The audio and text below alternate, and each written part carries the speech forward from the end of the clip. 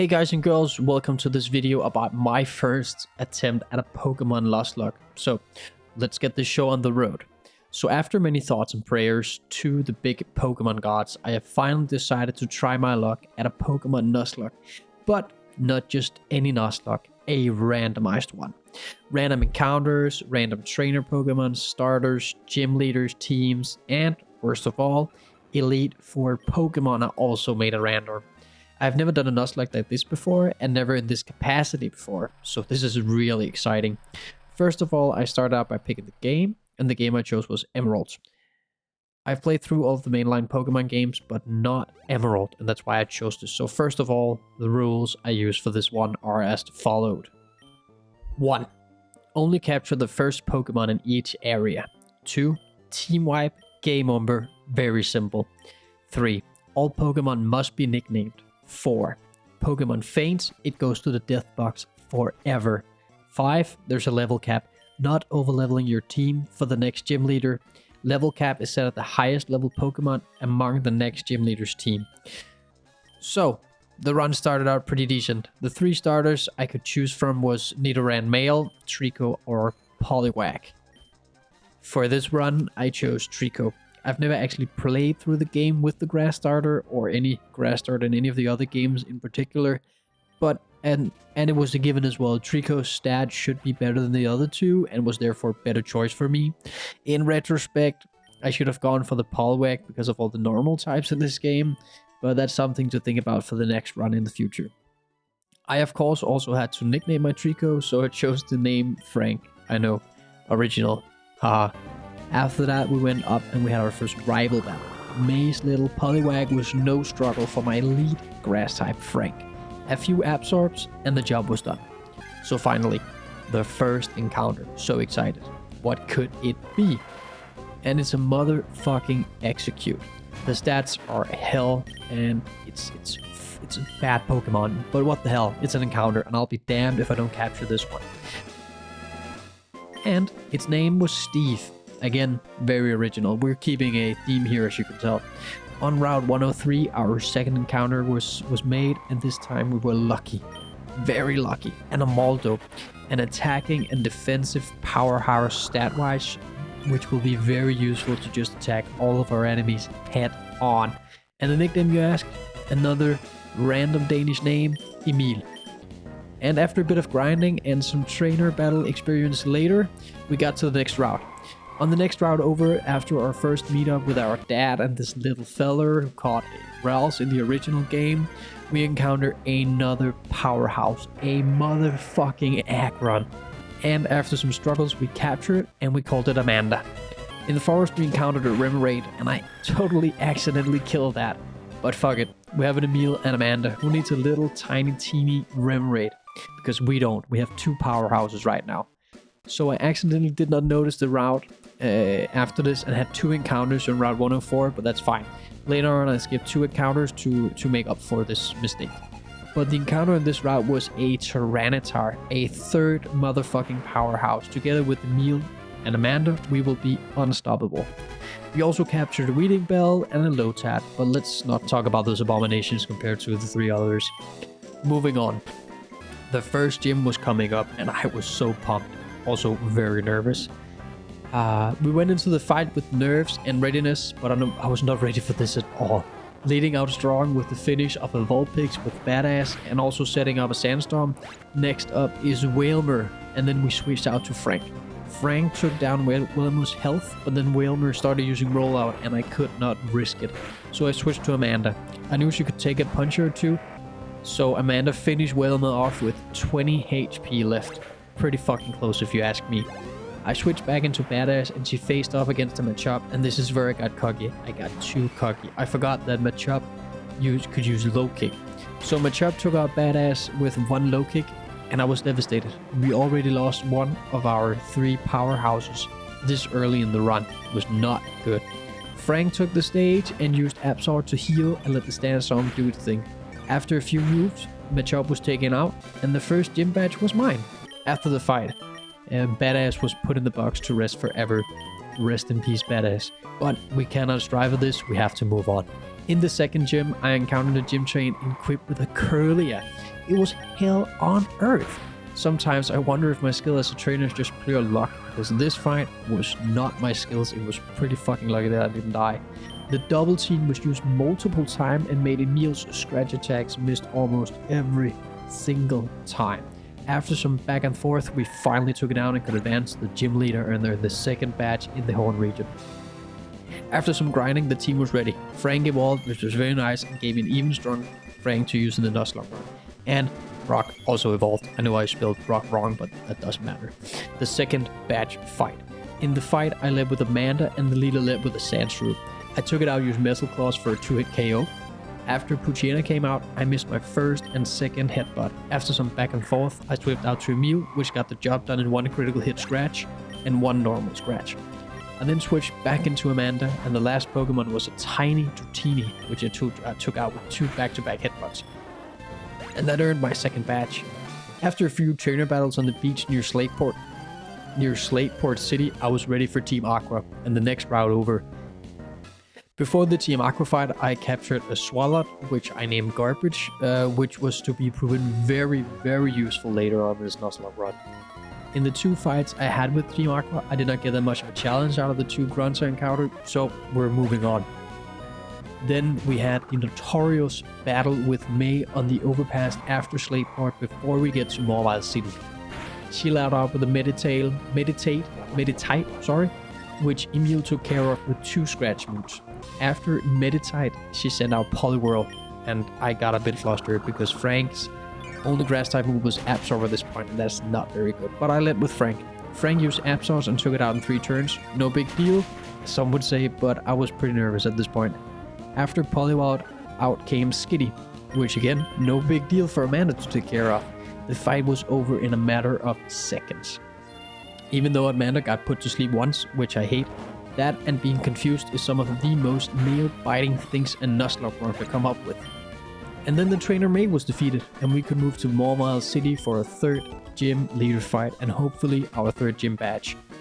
But first, I had to teach that little fella a lesson in Pokemon tactics. His only Pokemon was Weedle, so Garbage took it out in 2 sludge moves, and now we can proceed to the 3rd gym. The puzzles and the trainers in this gym did not pose a challenge to the powerhouse of the team at all, so we're moving right on to the fight. The 3rd gym leader led with the Torchic, which Amanda dealt with pretty quickly. 2 Mudslap was all it took for our powerhouse to take out the Torchic and send it to the Shadow Realm for good. Next up, I switched into Emil and he put out Squirtle. I made a mistake here and swapped into Frank because of the grass type advantage. I hope Frank learns a new grass type move soon, because Absol is just not cutting it right now. I know Leaf Blade is coming up at I think level 29. After a few Absorb and a Super Potion, Squirtle was also put down for good this time around. I then switched into Amanda because of the Manectric that came after. It's a nice touch that the actual electric gym leader had a Manectric, even though this run is completely randomized. Amanda's with the Spark and was paralyzed, which I hate. Mudslap also did not do that much damage, and we almost lost Amanda, leaving Amanda with only 10 HP left. I checked my team and switched into Emil to take the spark damage. And he also got paralyzed. How unlucky can you be? 2 sparks, and I healed with a super potion. The fight went back and forth between healing and getting hit with spark attacks from the Manectric. I then switched out to Amanda. After healing her up and removing her paralyze, we then do a headbutt and we took it out. And then we could switch into Frank again to deal with the Sharpedo that was coming next. And the Sharpedo really took it out on me with this powerful crunch move. My Absorb did absolutely almost no damage, and I therefore switched into Brock. Sharpedo set up focus energy, so now I was very nervous because that heightens critical hit chance ratio. Crunch again, and Brock almost died this time around. I chose to sack Brock to heal up Amanda, and then we had another death on our hands. Rest in peace to Brock. I switched back into Amanda to deal with the Sharpedo, 1 headbutt, and it almost went out, but was left with some health and another headbutt later on, and the Sharpedo with death. And that earned us our 3rd badge in this run. And then noticed that my team coverage and weakness to certain types was very big. Water types could easily take out most of the team, and Frank was not that strong to take out water types yet, just because of the only grass type move was Absorb at this point. So that was something to consider for me for building the team later on, and and runs in the future. Our next encounter was a Meditite fighting Psychic type, which was clearly needed on the team to have some advantages at this point. So I was very lucky. Confusion goes a long way in this generation of Pokemon games, and the Meditite was therefore named Leah. Our next encounter was a freaking Celebi, which I of course killed. I crit in the worst possible moment right now. And then we captured a Cradily, but for the time being that Pokemon was into the box until I needed it. Then we added a Cloyster to our team with the name of Chrissy. She had Aurora Beam, which held the coverage of the team tremendously. Then we had an amazing encounter, a legendary Pokemon, a Regice, which of course killed itself. And almost killed Garbage with a dirty explosion move. I could almost see the light at the end of the tunnel there for this run. To bring my nerves down, I rode on the escalator up the mountain, where we were to face the next big challenge, Team Magmar's boss in a fight. Meditite and Kadabra started out. I switched onto Emil to hopefully take it out. Kadabra is a strong Pokemon at this point of the game. It has some good moves and is pretty strong overall. With a few metal costs, the Kadabra switch out, and out came the notorious Seadra, a run killer if not handled correctly. Emil used Metal Claws but did little to no damage. I then almost lost him to Water Gun. With only 8 HP left, I switched out to Frank. Frank used Absorb and took it out, thankfully without losing any Pokemon on my part of the team. I then switched out to Leah, which was pretty dumb because out came Zubat. I was too cocky and misclicked on Hidden Power, and the Zubat answered back with a Flying type move. I switched to Amanda, and she took out the Zubat for us, no problem at all, but not before getting hit with the Supersonic. And in came Frank again, to glory and victory. Kadabra came back out and used a quick attack twice to take it out without casualties. And now, the 4th gym. The fight was to prove more difficult than I had imagined. First, she led with a Barboach, which was no problem for Chrissy and her Aurora Beam. And out came Hitmonchan. I switched Leah into battle for me. Leah is pretty weak at this point, but I took a chance. Confusion did too little damage for my liking, so I chose to use a Calm Mind to bring up her stats. And then again used Confusion, which now made an okay amount of damage, and then I finished it off with another Confusion. Next up was Amanda and Swinub. Swinub is weak to steel attacks, and that took it out with a beautiful one-hit KO from Amanda. And then she used the Miltank, a goddamn Miltank. This Miltank gave me some PTSD from the Johto region game, Heart Gold and Soul Silver. I always struggled with this at the 3rd gym in Johto. Miltank heals, has amazing defense and an okay moveset, and here the Miltank started out to set up Bite, but I was cocky, too goddamn cocky, and I thought I could take it out before I struck Amanda with the Bite move, but sadly, I was mistaken. Amanda was taken out by a one-hit KO Bite move, and there we lost a powerhouse again, and a stable on our team. Rest in peace to Amanda, and off to the box you go.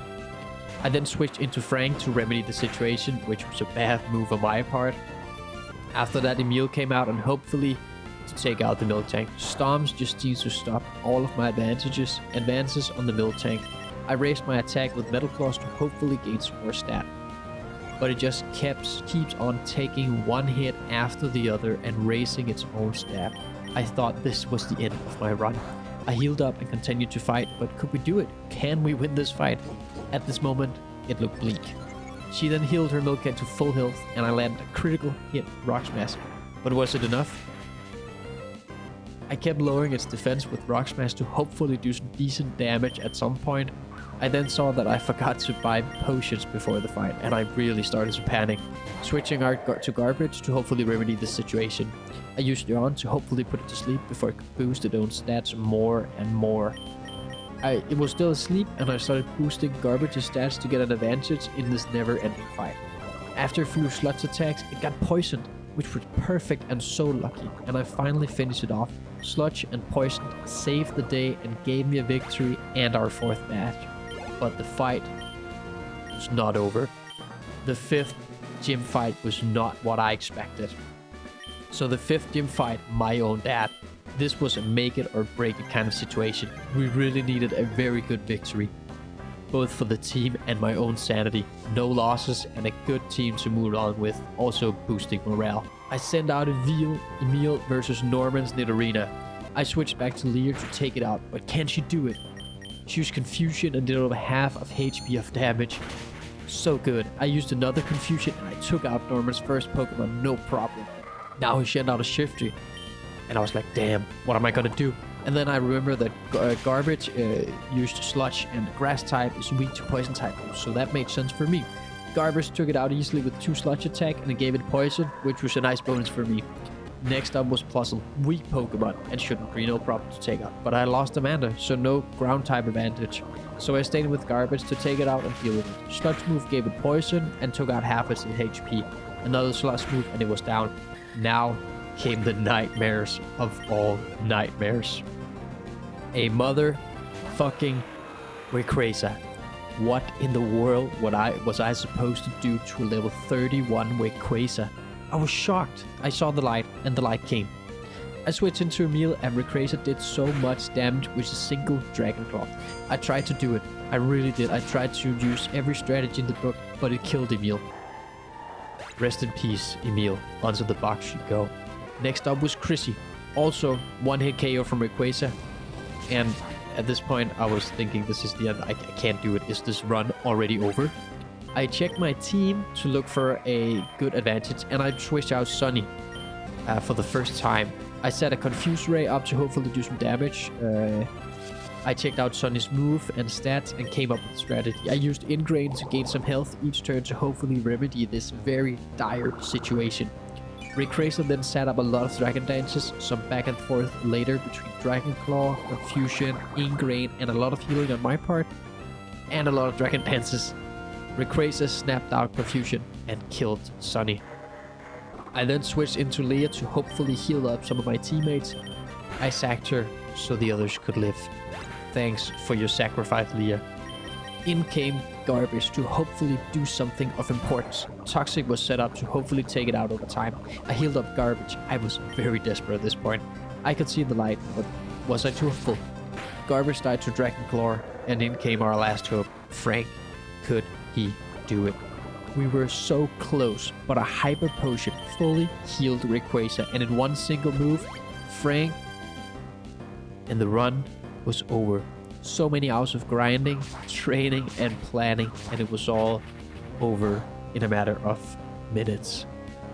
To end this run off, I was not prepared for how this would go, and for my next run, I'll probably not do a randomized run. I'll probably just do a normal Nuzlocke with normal teams, normal encounters to train myself to be better at strategizing my Pokemon team. But that's some thought for the future. This is a learning process, so any feedback would be nice. Could I have done something different, or was I doomed from the beginning?